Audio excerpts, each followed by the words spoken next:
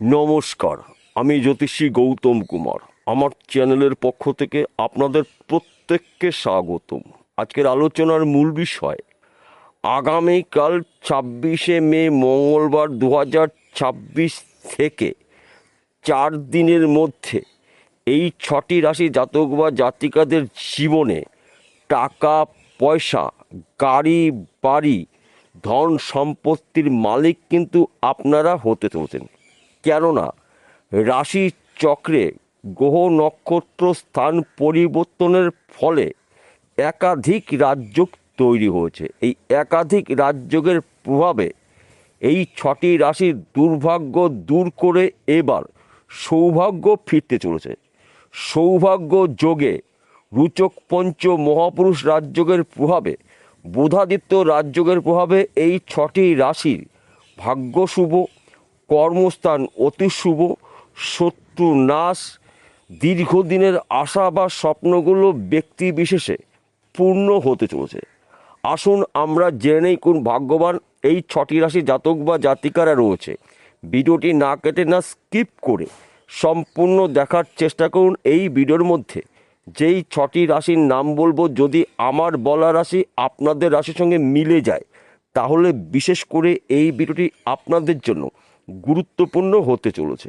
তাহলে বন্ধুরা আসুন দেরি না করে মূল পর্বে যাওয়া যাক।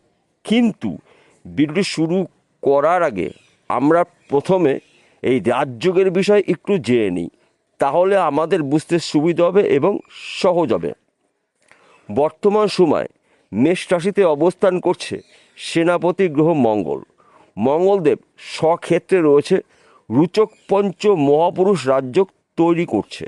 মিথুন রাশিতে, বৃষ রাশিতে অবস্থান করছে গ্রহদের রাজা সূর্যদেব, যুবরাজ গ্রহ বুধ। দুটি গ্রহ বৃষ রাশিতে জুটি বেঁধে বুধাদিত্য রাজযোগ তৈরি করে রয়েছে। তাছাড়া এই দুটি গ্রহ কিন্তু পরস্পরের মিত্র গ্রহ। বর্তমান সময় মিথুন রাশিতে অবস্থান করছে 9টি গ্রহর মধ্যে দুটি শক্তিশালী গুরু গ্রহ, দেবগুরু বৃহস্পতি, দৈত্যগুরু শুক্রাচার্য। শুভ অবস্থায় রয়েছে, শুভ নক্ষত্র রয়েছে। তাই সৌভাগ্য যোগের প্রভাবে কিন্তু আপনাদের হঠাৎ করে জীবনে বড় কিছু পরিবর্তন হতে পারে। 6টি রাশির মধ্যে প্রথম ভাগ্যবান রাশি বৃষ রাশি। আপনি যদি বৃষ রাশির জাতক বা জাতিকা হয়ে থাকেন, আগামী কাল থেকে 4টি দিন কিন্তু আপনারা অ্যালার্ট থাকুন, প্রস্তুত থাকুন। সুযোগ যখন তখন আপনি কিন্তু পেয়ে যাবেন। ওই সুযোগে যদি সৎ কাজ করতে পারেন তবেই কিন্তু আপনি একজন সৌভাগ্য যোগের প্রভাবে, রুচক পঞ্চ মহাপুরুষ রাজযোগের প্রভাবে, বুধাদিত্য রাজযোগের প্রভাবে আপনাদের দীর্ঘদিনের আশা বা স্বপ্নগুলো ব্যক্তি বিশেষে পূর্ণ হতে পারে। আপনার শরীর স্বাস্থ্য ভালো থাকবে। দীর্ঘদিনের আটকিয়ে থাকা অর্থ রিটার্ন পেতে পারেন। বন্ধ ব্যবসা পুনরায় শুরু করতে পারেন। আপনি হয়তো চাকরির জন্য প্রচেষ্টা করেছেন, চাকরি এখন পর্যন্ত আপনার ভাগ্যে হয়নি, আপনার বন্ধুবান্ধবের চাকরি হয়ে গেছে। এই কটা দিনের মধ্যে কিন্তু চাকরির শুভখবর পেতে পারেন। সেই চাকরি সরকারি হতে পারে, বেসরকারি হতে পারে, ব্যক্তি বিশেষে। তাছাড়া ফাটকাতে অর্থ লাভ রয়েছে। পৈতৃক সম্পত্তি নিয়ে যাদের মামলা মকদ্দমা দীর্ঘদিন ধরে রয়েছে, ওই সমস্যার সমাধান কিন্তু হতে চলেছে। সৌভাগ্য যোগের প্রভাবে, বুধাদিত্য রাজযোগের প্রভাবে, রুচক পঞ্চ মহাপুরুষ রাজযোগের প্রভাবে আপনার জীবনে হঠাৎ করে বড় কিছু পরিবর্তন হতে পারে, যা নাকি সম্পূর্ণ বলে শেষ করা যাবে না। কিন্তু কয়েকটি বিষয় কিন্তু আপনাকে সতর্ক হতে হবে। কেননা আমি প্রত্যেকটা ভিডিওতে আপনাদের কাছে ভালো দিকটাও তুলে ধরি, মন্দ দিকটাও জানিয়ে থাকি।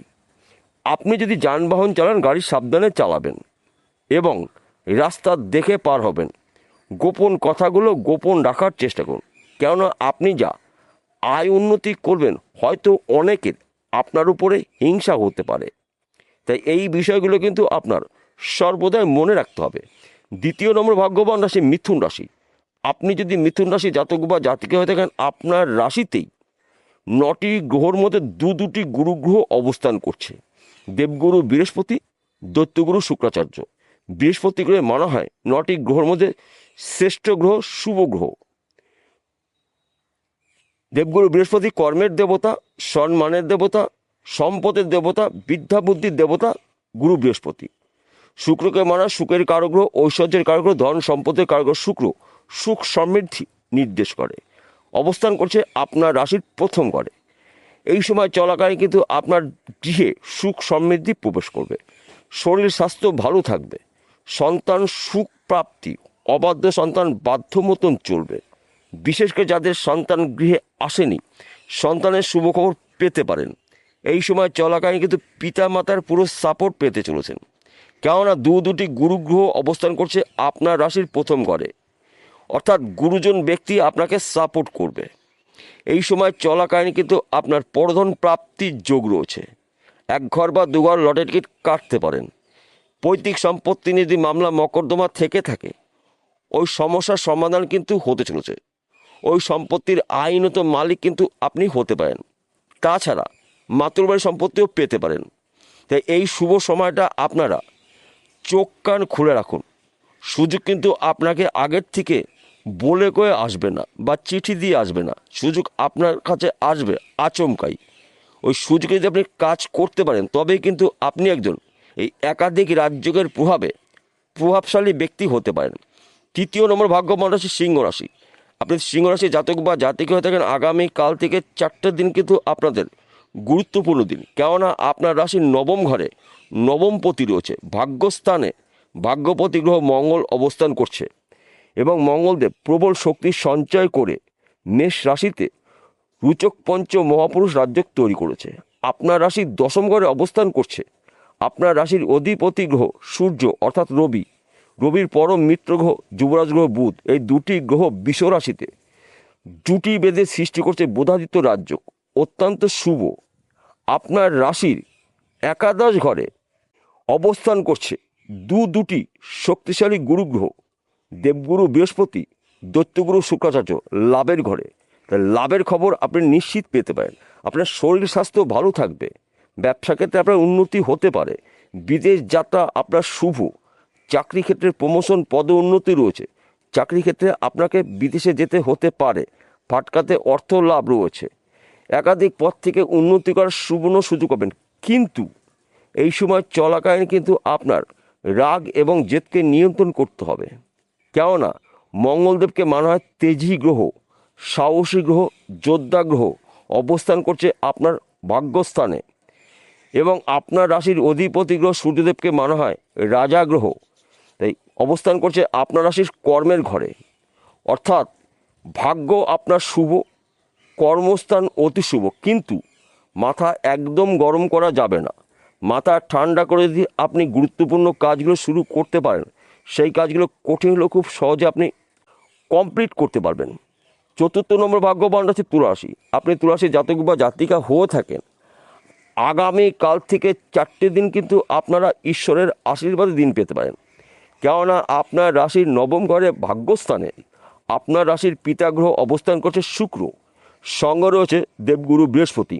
দুর্ভাগ্য দূর করে আপনার সৌভাগ্য ফিরতে চলেছে। তাছাড়া আপনার রাশিতেই গুরু বৃহস্পতির পঞ্চম দৃষ্টি রয়েছে এবং আপনার রাশির সপ্তম ঘরে অবস্থান করছে সেনাপতি গ্রহ মঙ্গল। হঠাৎ করে স্বামী স্ত্রীর মধ্যে তর্ক বিতর্ক হতে পারে, সম্পর্ক চিট ধরতে পারে। তাই মাথা ঠান্ডা করে কিন্তু আপনাকে কটা দিন চলতে হবে, কেননা সপ্তম ঘরকে মানা হয় সাংসারিক জীবনের সুখ সমৃদ্ধির ঘর, সন্তান শিক্ষা, প্রেম ভালোবাসা দাম্পত্যের ঘর। সপ্তম ঘর অবস্থান করছে তেজি গ্রহ মঙ্গলদেব। যদিও মঙ্গলদেব রুচক পঞ্চ মহাপুরুষ রাজযোগ তৈরি করেছে, তথাপিও আপনাকে সাবধানতা অবলম্বন করতে হবে। বর্তমান সমাজে যারা প্রেম ভালোবাসার মধ্যে যুক্ত রয়েছেন, তাদেরও কিন্তু মাঝে মধ্যে সমস্যার সৃষ্টি হতে পারে। তাই এই বিষয়গুলো কিন্তু আপনাকে সর্বদাই একটু নজর রাখতে হবে বা খেয়াল রাখতে হবে বা সতর্ক থাকতে হবে। পঞ্চম নম্বর ভাগ্যবান ধনুরাশি। আপনি ধনুরাশি জাতক বা জাতিকা হয়ে থাকেন, আপনার জীবনে বড়সড় পরিবর্তন হতে চলছে, কেননা আপনার রাশির অধিপতি গ্রহ দেবগুরু বৃহস্পতি অবস্থান করছে আপনার রাশির সপ্তম ঘরে। সঙ্গে রয়েছে দৈত্যগুরু শুক্রাচার্য সপ্তম ঘরে। সপ্তম ঘরকে মানা হয় সাংসারিক জীবনের সুখ সমৃদ্ধির ঘর, সন্তান শিক্ষা, প্রেম ভালোবাসা দাম্পত্যের ঘর সপ্তম ঘর, ব্যবসার ঘর সপ্তম ঘর, চাকরি বাকরির ঘর সপ্তম ঘর, যোগাযোগের ঘর সপ্তম ঘর। 9টি গ্রহের মধ্যে 2টি শক্তিশালী গ্রহ সপ্তম ঘরে রয়েছে। তাই এই সময় চলাকালীন কিন্তু আপনার গৃহে সুখ সমৃদ্ধি প্রবেশ করবে। সন্তান সুখ প্রাপ্তি রয়েছে। ফাটকাতে অর্থ লাভ, অবাধ্য সন্তান আপনার বাধ্য মতন চলবে। বিশেষ করে যাদের গৃহে এখন মধ্যে সন্তান আসেনি, সন্তানের শুভখবর পেতে পারেন। তাছাড়া এই সময় চলাকালীন কিন্তু আপনার ত্রিমুখী আয় উপার্জন করার সুযোগ পাবে। তার পাশাপাশি আপনার রাশির অধিপতি গ্রহ দেবগুরু বৃহস্পতির সপ্তম দৃষ্টি থাকবে আপনার রাশির প্রথম ঘরে। তাই বন্ধু গুলিয়ে ফেললে চলবে না। চতুর্দিক থেকে কিন্তু আপনি শুভ খবরগুলো পেতে পারেন, কিন্তু আপনাকে অ্যালার্ট থাকতে হবে, প্রস্তুত থাকতে হবে। সুযোগ যখনই পেয়ে যাবেন ওই সুযোগে সৎ কাজ করতে পারেন, তবেই কিন্তু আপনি একজন সফল ব্যক্তি হতে পারেন। কয়েকটা বিষয়ে আপনাকে সতর্ক থাকতে হবে। বর্তমান সময়ে আপনার রাশিতে বা আপনার জীবনে শনিদেবের ঢাইয়া চলছে। অত্যাধিক মাথা গরম হতে পারে, কাজের চাপ সৃষ্টি হতে পারে। কিছু গোপন কথাগুলো গোপন রাখার চেষ্টা করবেন। আপনি যা আয় উন্নতি করবেন, হয়তো অনেক মানুষের হিংসা হতে পারে।